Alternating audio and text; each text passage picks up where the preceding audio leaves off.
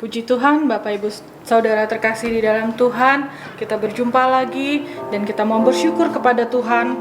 Kita mau datang kepada Tuhan dengan penuh sukacita. Mari Bapak Ibu kita bersatu di dalam doa.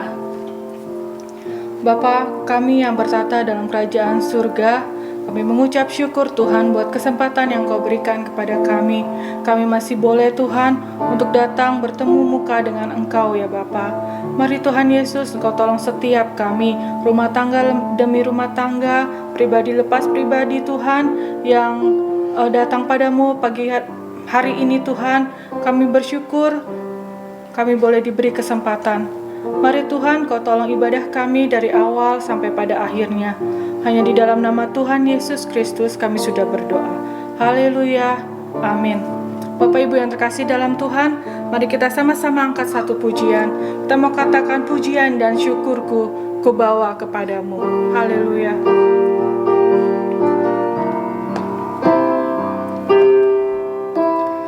Pujian dan syukurku kubawa padamu,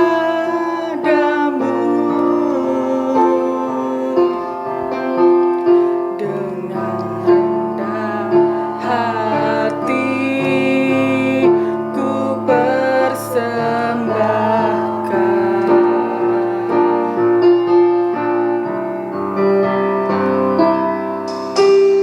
Sadar bila ku ada hanya karena anugerah, bukan karena kekuatanku. Ku tahu hidupku,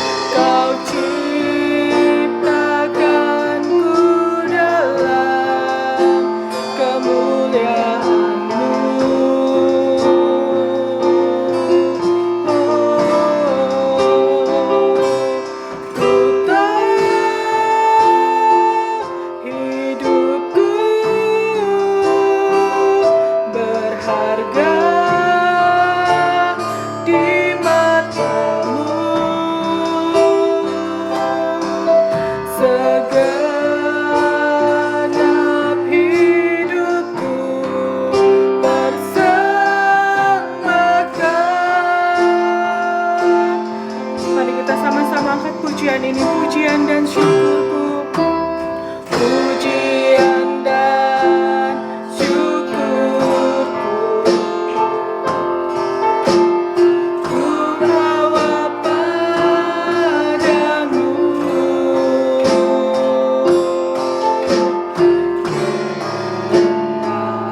hati ku persembahkan.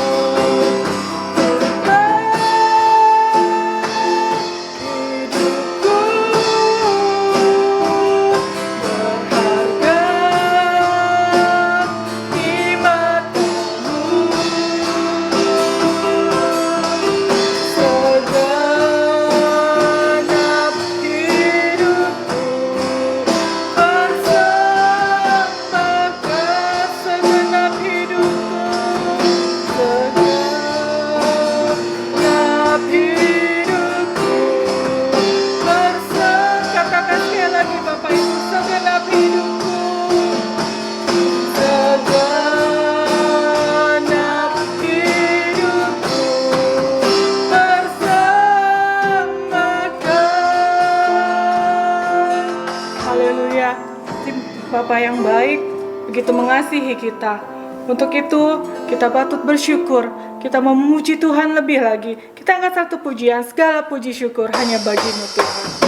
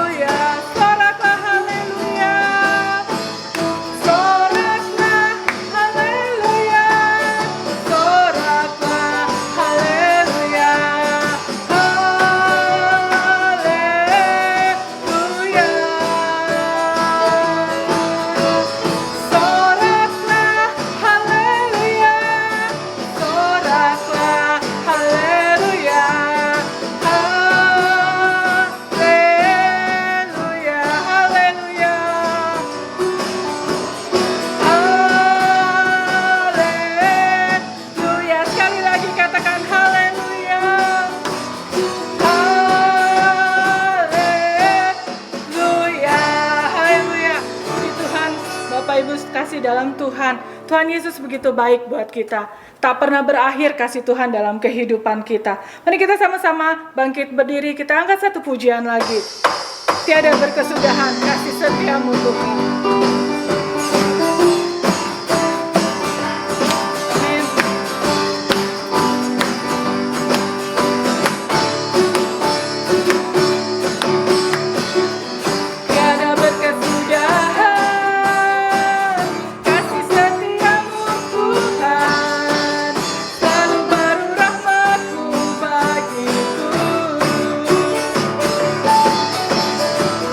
Hari berganti hari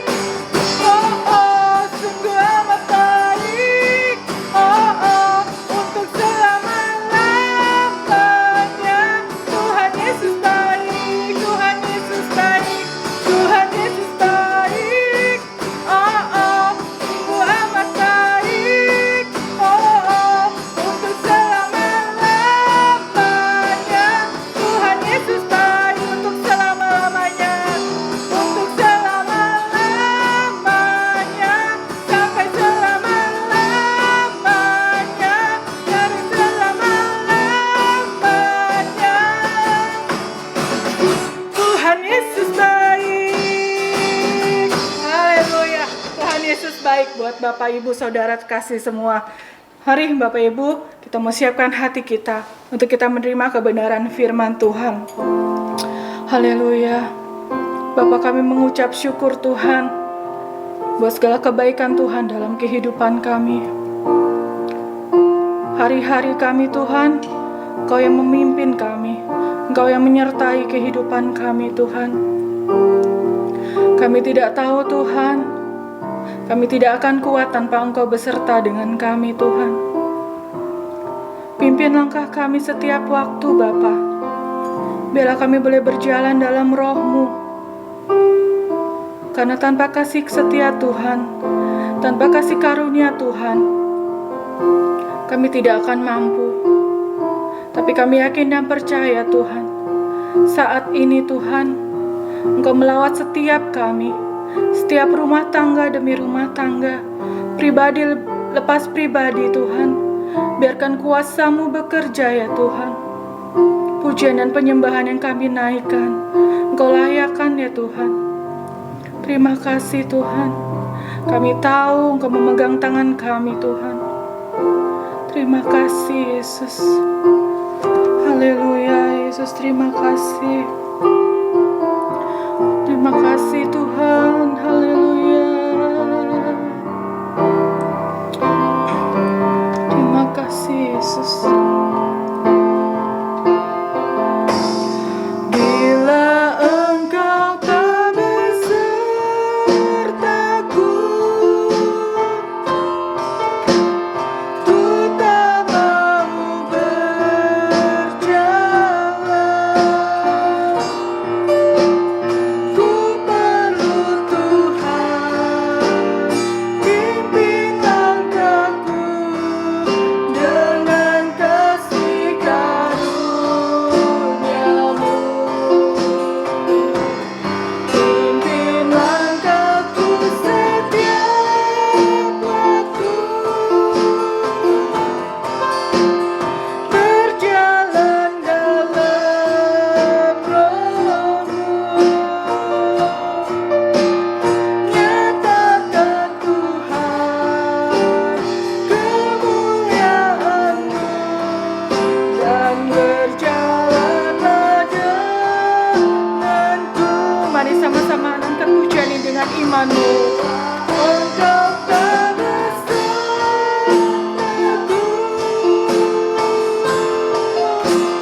ku tak mau berjalan.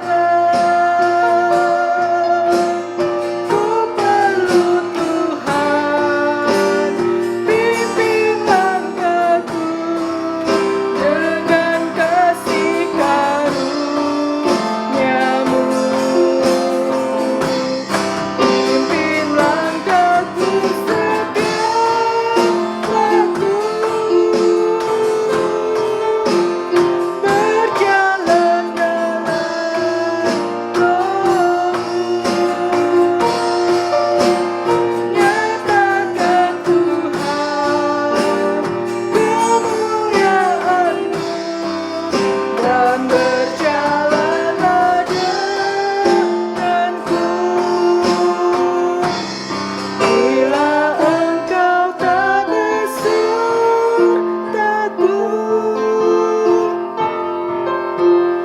ku tak mau berjalan.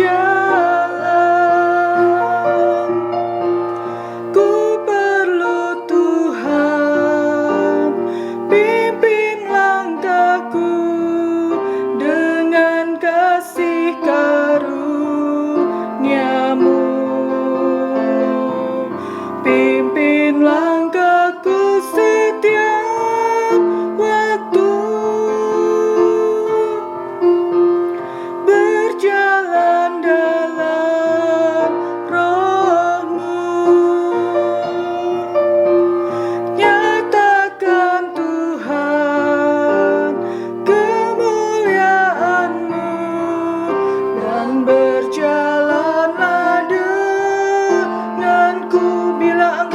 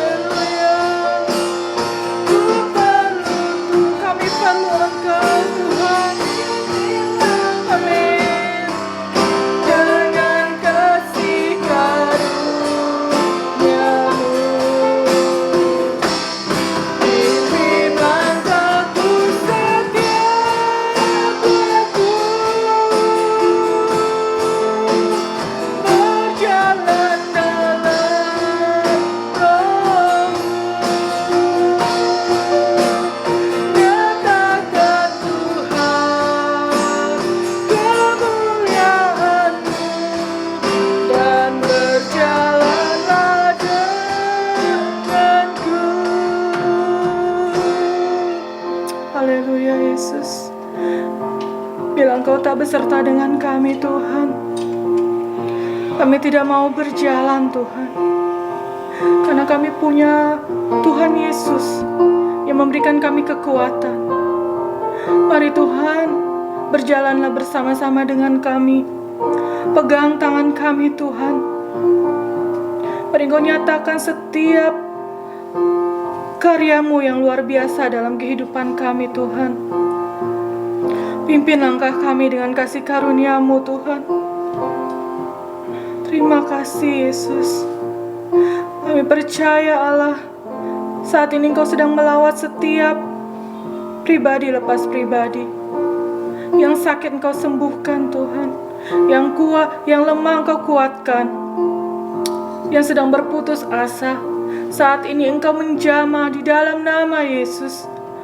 Engkau akan menjamah dengan kasih karunia-Mu ya Tuhan. Terima kasih Tuhan. Kami yakin kami adalah pemenang Tuhan atas setiap masalah kami, atas setiap sakit penyakit kami. Kami adalah pemenang Tuhan, karena Engkau yang memberikan kami kemenangan. Terima kasih Bapa yang baik. Sebentar kami mendengarkan firman Tuhan. Mari juga Engkau beracara Tuhan, lewat firman Tuhan yang disampaikan oleh hamba-Mu. Engkau tutup bungkus hamba-Mu dengan kuat kuasa darah-Mu Tuhan. Biarlah firman yang ditaburkan Tuhan, itu boleh masuk ke dalam hati kami. Boleh bertumbuh Tuhan dan berbuah ya Bapa. Dan boleh menjadi rema dalam kehidupan kami. Terima kasih Tuhan Yesus. Inilah doa kami Tuhan, dan kami siap mendengarkan firman Tuhan. Di dalam nama Yesus kami sudah berdoa. Haleluya. Amin.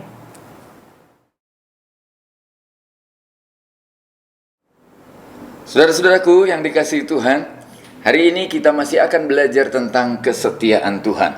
Bersama-sama kita membuka Alkitab kita dengan membaca 2 Timotius 2 ayatnya yang ke-13. Dalam terjemahan baru saya baca untuk kita firman Tuhan. Jika kita tidak setia, Dia tetap setia, karena Dia tidak dapat menyangkal dirinya. Saudara-saudara, sudah 2 minggu berturut-turut kita belajar tentang kesetiaan Tuhan. Dan kita sudah tahu Tuhan yang setia adalah Tuhan yang tidak berubah. Itu sebabnya kesetiaannya juga tidak berubah. Ayat yang kita baca hari ini, saudara-saudara, menjelaskan sesuatu yang berbeda. Paulus dalam nasihatnya kepada Timotius, dia berkata, Tuhan tetap setia meskipun kadang kita tidak setia. Tuhan tetap tidak berubah karena Dia tidak bisa menyangkal dirinya, saudara-saudara. Hari ini saya ingin mengajak saudara untuk bersama-sama belajar tentang kesetiaan Tuhan dan bagaimana contoh orang yang tidak setia.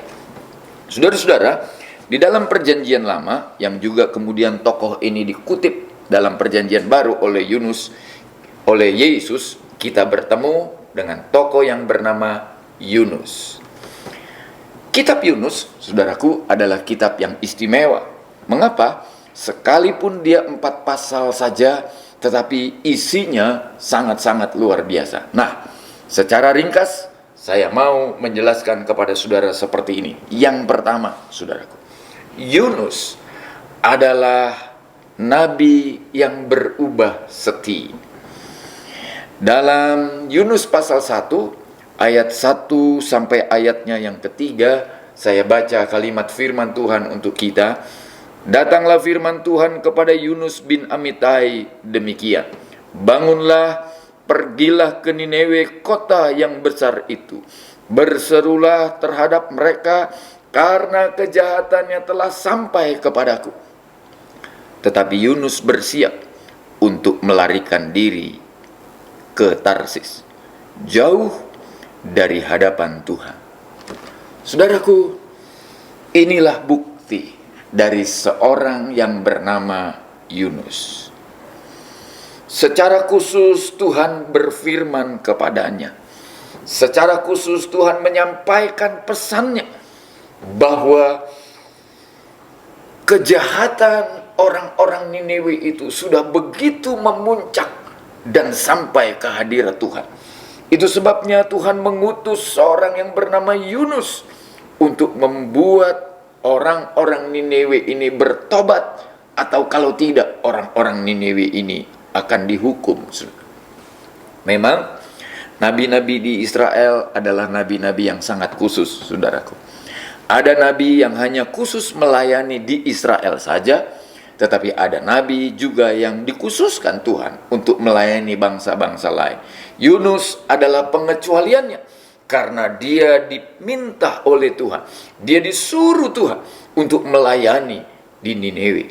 Tetapi saudaraku, kita membaca apa yang dilakukan Yunus adalah dia memang bersiap, tetapi bukan untuk melayani Tuhan. Dia bersiap untuk melarikan diri jauh dari hadapan Tuhan. Dia lari dari beban, dia lari dari tanggung jawab, dia lari dari kepercayaan yang Tuhan berikan kepadanya. Bahasa perjanjian lama, saudara-saudara, Yunus berubah setia kepada Tuhan. Saudaraku, waktu berjalan, saudara-saudara, Tuhan tetap mengasihi Yunus. Tuhan memanggil Yunus kembali, saudara-saudara. Melalui apa? Melalui musibah, saudara. Tuhan kirimkan angin badai, Tuhan kirimkan musibah yang besar yang melanda kapalnya Yunus, sehingga Yunus harus dibuang ke laut, saudara. Pada waktu Yunus dibuang ke laut, Tuhan kirim seekor ikan yang sangat besar untuk mengambil Yunus dan membawa Yunus kepada tujuannya yang semula. Nah, hal yang kedua yang saya mau mengajak saudara-saudara belajar adalah di dalam perut ikan itu, saudara-saudara, Yunus merasakan apa artinya hidup terpisah dari keramaian. Apa artinya hidup terpisah dari hadapan Tuhan. Ia mengalami kesendirian, dan bukan main-main, saudara-saudara. Kalau orang menyendiri di tempat-tempat yang baik, Yunus tidak, saudara. Tuhan kurung dia dalam perut ikan. 3 hari 3 malam, saudaraku, ikan itu mengembalikan Yunus kepada jalannya yang semula.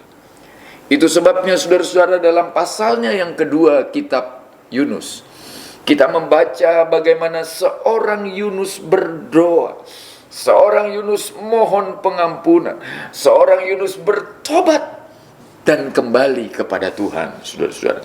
Saya baca untuk kita poin yang kedua ini. Ayat yang ke-9. Tetapi aku dengan mengucap syukur akan kupersembahkan korban kepadamu. Apa yang kunasarkan akan kubayar. Keselamatan adalah dari Tuhan. 10. Lalu berfirmanlah Tuhan kepada ikan itu, dan ikan itu pun memuntahkan Yunus ke darat. Jadi saudara-saudara, bila dari awal dia berencana melarikan diri, maka Tuhan panggil dia kembali, saudara. Untuk dia kembali pada jalannya, untuk dia kembali kepada panggilannya, untuk dia kembali kepada apa yang Tuhan mau. Saudara-saudara, berapa banyak Tuhan yang setia justru kita tinggalkan, saudara-saudara. Kita kerap berkata, kenapa ya ada orang seperti Yunus, sudah diminta oleh Tuhan baik-baik, sudah disuruh oleh Tuhan baik-baik untuk pergi ke Niniwe, untuk menyampaikan berita sukacita bagi orang-orang Niniwe. Mengapa dia malah menghindar? Kita kerap mendengar orang berceloteh seperti itu, saudara. Tapi sebenarnya kita juga kerap melakukan hal yang sama. Berapa banyak kita lalai, berapa banyak kita abai, berapa banyak kita justru menghindar dari panggilan Tuhan. Kita lari dari tanggung jawab, kita lari dari kewajiban-kewajiban kita, dan kita berpikir Tuhan lupa. Tapi Tuhan tidak pernah lupa. Tuhan yang setia, Tuhan panggil kembali Yunus. Dan saudara-saudara, kita membaca dalam pasalnya yang kedua ini, Yunus bertobat.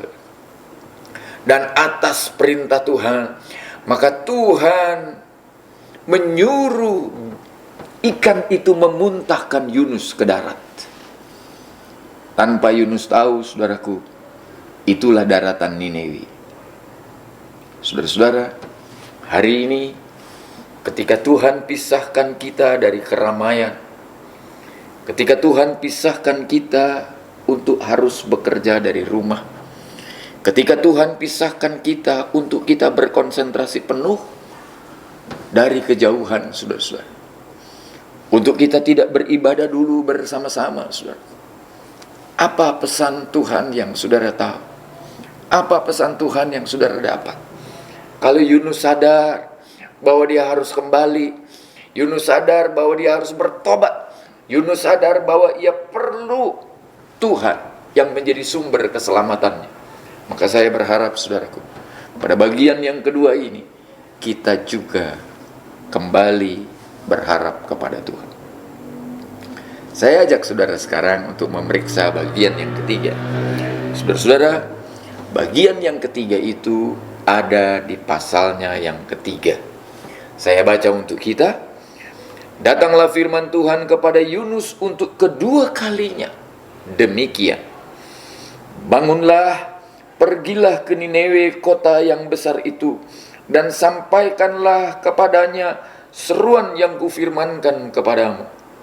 Bersiaplah Yunus, lalu pergi ke Niniwe sesuai dengan firman Tuhan.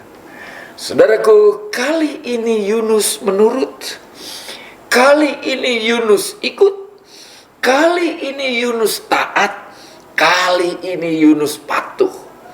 Dia pergi ke Niniwe. Dan saudara tahu, dalam sejarah saudara-saudara belum pernah ada kalau satu negara, satu ibu kota bertobat total, saudaraku. Dan itulah pelayanan yang dilakukan oleh seorang Yunus di Niniwe. Singkatnya, saudara-saudara, Yunus masuk ke Niniwe. Dia memberitakan bahwa kalau orang-orang Niniwe tidak bertobat, maka dalam waktu yang tidak terlalu lama, Tuhan akan menghancurkan Niniwe. Tuhan akan menunggang balikkan Niniwe. Nah, saudaraku, respon yang diberikan oleh orang-orang Niniwe, mulai dari pembesar sampai rakyat jelata, mulai dari raja sampai kepada seluruh masyarakatnya, bahkan binatang-binatang pun dipaksakan, saudara. Untuk apa? Untuk berpuasa, saudara, sebagai bukti bahwa mereka bertobat. Saya baca untuk kita pasalnya yang ketiga. Sekarang, saudara-saudara, saya baca ayatnya yang ke-7. Lalu atas perintah raja dan para pembesarnya, orang memaklumkan dan mengatakan di Niniwe demikian: manusia dan ternak, lembu sapi dan kambing domba tidak boleh makan apa-apa, tidak boleh makan rumput, dan tidak boleh minum air. Haruslah semuanya, manusia dan ternak, berselubung kain kabung dan berseru dengan keras kepada Allah, serta haruslah masing-masing berbalik dari tingkah lakunya yang jahat dan dari kekerasan yang dilakukannya. Siapa tahu, mungkin Allah akan berbalik dan menyesal, serta berpaling dari mukanya yang menyala-nyala, sehingga kita tidak binasa. Saudara-saudara, bukankah ini luar biasa? Orang-orang Niniwe ketika sampai berita itu, mereka dengar seorang Yunus keluar masuk kota dan terus-menerus menyuruh orang-orang Niniwe bertobat. Maka raja dan seluruh pembesarnya mengambil sebuah keputusan. Manusia dan ternak harus tinggalkan perilakunya yang jahat, harus tinggalkan tindakan-tindakan yang menyakitkan hati Tuhan. Lalu mereka berkabung dan berpuasa, tidak makan dan tidak minum. Saudaraku, kisah dalam Yunus pasal yang ketiga ini, saudara-saudara, ditutup bahwa Tuhan tidak jadi menghukum Niniwe. Apa yang kita bisa belajar dari hal ini, saudara-saudara? Perhatikan baik-baik, saudaraku. Karena Yunus menurut, karena Yunus ikut perintah Tuhan, maka berita yang disampaikan pun didengar orang. Berita yang disampaikan pun membawa orang pada pertobatan. Hari ini saudara-saudara, kita seharusnya belajar dalam situasi-situasi yang tidak menyenangkan, dan kita sudah sering mendengar himbauan-himbauan, berita-berita, bahkan kebenaran-kebenaran firman Tuhan, baik melalui khotbah maupun yang kita baca melalui renungan harian, untuk kita kembali kepada Tuhan, kembali kepada Tuhan, dan kembali kepada Tuhan. Saudara-saudara, saatnya kita kembali. Niniwe yang begitu jahat sekalipun, saudara-saudara, pertobatannya menyentuh hati Tuhan. Lalu Tuhan ubah, saudara. Saya percaya, saudara-saudara, sama seperti seorang Yunus yang menurut, maka apapun yang kita lakukan, kalau kita menurut dengan perintah Tuhan, Tuhan yang setia itu adalah Tuhan yang akan menolong kita, saudara-saudara. Baik, kita sampai pada poinnya yang keempat sekarang, saudara. Apa yang terjadi dengan Yunus? Saudaraku, harusnya seorang Yunus berbesar hati. Harusnya seorang Yunus bersyukur bahwa beritanya bukan cuma didengar, tetapi beritanya sudah membawa orang kepada pertobatan, berbalik dari jalan-jalannya yang jahat, dan kembali ke jalan yang benar dalam takut akan Tuhan. Harusnya seorang Yunus berbesar hati. Harusnya seorang Yunus bersyukur bahwa apa yang dilakukannya bukan cuma didengar oleh orang-orang Niniwe, tetapi juga telah menggerakkan hati Tuhan untuk membatalkan seluruh hukuman itu. Dan itu adalah sesuatu yang luar biasa. Dalam Yunus pasalnya yang keempat, saudara-saudara, kita membaca sebuah catatan yang lain. Ayatnya yang pertama. Tetapi hal itu sangat mengesalkan hati Yunus. Lalu marahlah ia. Dan berdoalah ia kepada Tuhan, katanya, "Ya Tuhan, bukankah telah kukatakan itu ketika aku masih di negeriku? Itulah sebabnya maka aku dahulu melarikan diri ke Tarsis, sebab aku tahu bahwa Engkaulah Allah yang pengasih dan penyayang, yang panjang sabar dan berlimpah kasih setia, serta yang menyesal karena malapetaka yang hendak didatangkannya." Saudaraku, Yunus bukanlah orang yang tidak kenal Tuhan.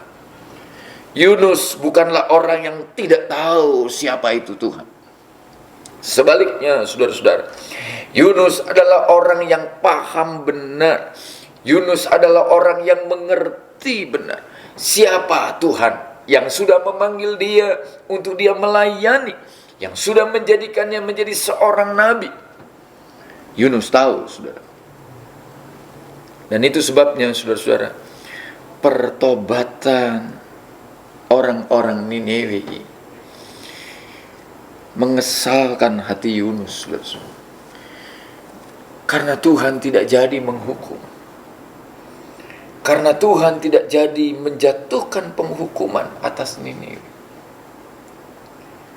Saudaraku, berapa banyak kita pada gilirannya harus komplain. Pada gilirannya kita harus berbala-bala dan berbantah-bantah kepada Tuhan, saudara. Kenapa? Karena kita menganggap kesetiaan Tuhan itu menurut pemahaman kita. Kita mengukur kasih setia Tuhan menurut apa kata pikiran kita. Kita mengukur hal-hal yang baik yang Tuhan lakukan untuk kita dengan akal kita. Tidak berdasarkan apa yang firman ajarkan. Yunus sangat kesal, saudara. Itulah sebabnya, saudaraku, pasal 4 ini ditutup dengan satu peristiwa di mana tidak dijelaskan lagi apakah Yunus bertobat atau tidak. Apakah kitab ini berakhir dengan begitu saja, saudara? Tapi hal yang saya mau saudara-saudara mengerti adalah, kalau pada bagian yang keempat ini, saudara-saudara, mari kita mengukur Tuhan bukan apa yang ada pada kita, bukan berdasarkan akal kita, bukan berdasarkan apa maunya kita, tapi biarlah firman yang menjelaskan dan mengukur siapa itu Tuhan. Yang kelima, saudara-saudara, ini bagian yang terakhir. Tahukah saudara mengapa kitab Yunus ditutup seperti sebuah kisah yang belum selesai, saudara-saudara? Ditutup seperti sebuah kisah yang tidak pernah habis. Semula saya berpikir kitab ini belum selesai, saudara. Tapi saya akhirnya mengerti bahwa kitab ini harus diselesaikan. Siapa yang akan menyelesaikan? Saudara dan saya. Kita yang akan menyelesaikan. Tuhan mengajarkan banyak hal, saudara-saudara, melalui peristiwa Yunus. Yunus tidak setia, tapi Tuhan tetap setia, saudara. Itu sebabnya Tuhan panggil dia kembali melalui musibah. Dalam perut ikan, Tuhan beri kesempatan dia untuk bertobat, dan Yunus bertobat. Bagian yang ketiganya, saudara-saudara, ketika Yunus bertobat dan Yunus menurut Tuhan, maka Tuhan pakai dia menjadi alat yang luar biasa.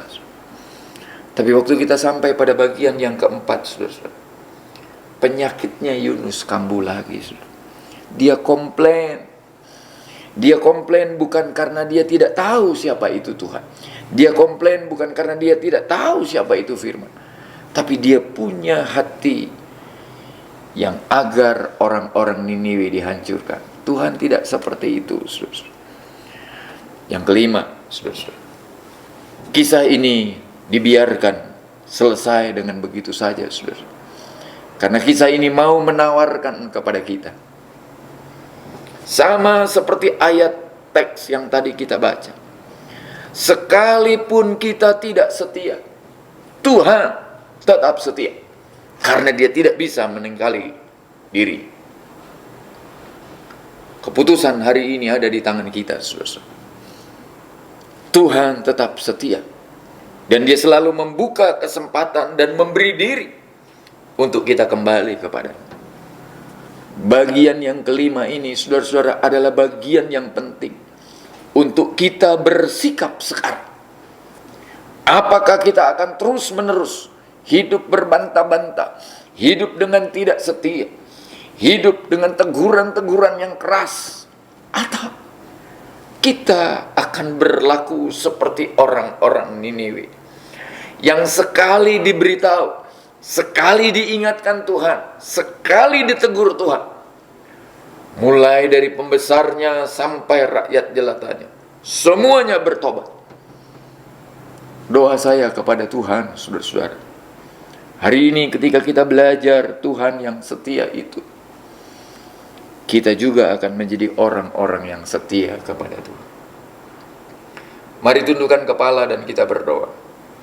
Bapa di sorga, terima kasih buat kebenaran firman-Mu hari ini. Tolong kami untuk terus ada dalam kesetiaan-Mu ya Tuhan. Ampuni kami bila waktu-waktu lalu kami sudah tidak setia. Beri kami waktu dan kesempatan yang baik untuk kembali kepadamu, hidup dalam kesetiaan, agar nama-Mu dimuliakan dan dibesarkan atas kami. Terima kasih buat kebaikan-Mu, terima kasih buat pertolongan. Berkatilah setiap jemaat Tuhan yang setia mengiring dan melayani Engkau. Jemaat-jemaat Tuhan yang lain, Tuhan beri waktu dan kesempatan untuk mereka juga berbalik dan kembali setia kepadamu Tuhan. Kami bersyukur buat hari ini dalam nama Yesus. Amin.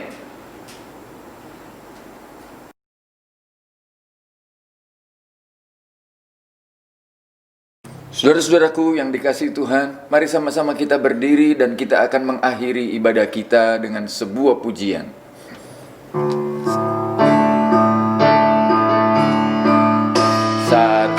Satu-satunya yang ku andalkan, satu-satunya yang ku percaya, Engkau sumber kekuatan, sumber pengharapan, sumber kedamaian. Satu-satunya yang ku andalkan, satu-satunya yang ku percaya, Engkau Tuhan memberkati, Tuhan penyembuhku, Tuhan pemulihku. Kami bersyukur dan berterima kasih kepadamu ya Tuhan, karena kami punya Tuhan yang setia, yang dapat kami andalkan, dapat kami percaya, dan kepadamulah kami terus bersandar dan berharap ya Tuhan. Terima kasih buat ibadah hari ini. Berkatilah hamba-hambamu yang sudah mengambil bagian, baik pemimpin pujian, pemain musik, pelayan-pelayan Tuhan yang lain, tim multimedia. Biarlah mereka mengerjakan segala sesuatunya dengan baik, mendatangkan kemuliaan bagi nama Tuhan. Kami juga berdoa ya Tuhan, buat jemaat-jemaat Tuhan yang sudah berbuat bakti kepadamu hari ini. Turunkanlah berkat-Mu ke atas mereka, sama seperti waktu-waktu yang lalu. Hari ini juga mereka diberkati oleh Tuhan dengan berkat yang berlimpah. Saudara-saudara kami yang akan beribadah pada waktu yang lain, Engkau juga menolong dan memberkati mereka. Beri mereka waktu dan kesempatan yang baik untuk dapat berbuat bakti kepadamu ya Tuhan. Berkatilah jemaat-jemaat Tuhan yang akan mulai bekerja lagi dalam PSBB transisi ini.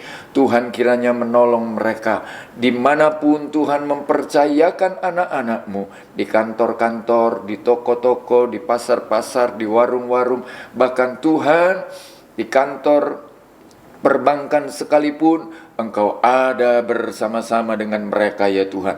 Mereka juga yang bekerja dari rumah, Tuhan sertai apapun yang dilakukan oleh tangan anak-anak-Mu. Di sanalah berkat Tuhan turun secara berkelimpahan ya Tuhan. Berkatilah juga tangan-tangan yang sudah terulur untuk pelayanan di tempat ini ya Tuhan. Persembahan kasih mereka, Tuhan membalasnya dengan berkat yang berlimpah. Persepuluhan yang mereka kembalikan, Tuhan bukakan tingkap-tingkap langit agar berkat-Mu terus turun tercurah ke atas kami sekalian ya Tuhan. Berdoalah kami hari ini bagi bangsa dan negara kami, bagi para pemimpin-pemimpin kami Tuhan, membuat kebijakan, Bapak Presiden, Bapak Gubernur, menteri-menteri, siapapun yang Tuhan percayakan untuk membuat kebijakan, biarlah semua kebijakan itu mendatangkan kemuliaan bagi nama Tuhan. Terima kasih ya Tuhan. Waktu-waktu mendatang, beri kami kesehatan terus untuk dapat melakukan banyak hal bagi hormat dan kemuliaan nama Tuhan. Saudara-saudaraku yang dikasihi oleh Tuhan, sekarang marilah kita menerima berkat Tuhan ini atas hidup kita. Tuhan kiranya memberkati engkau dan menjagai engkau. Tuhan menyinarkan wajahnya kepadamu dan memberikan engkau kasih karunia. Tuhan menghadapkan wajahnya kepadamu dan memberikan engkau damai sejahteranya.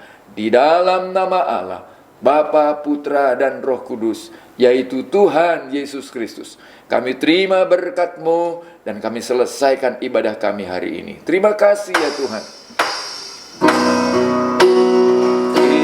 Kiranya Engkau memberkati aku berlimpah-limpah dan memperluas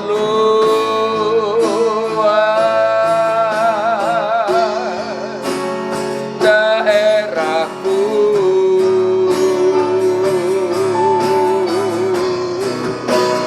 dan kiranya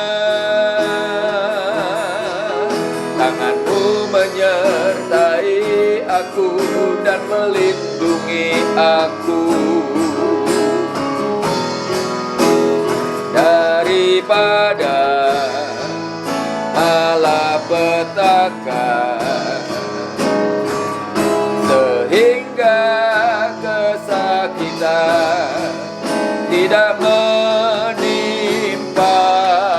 aku.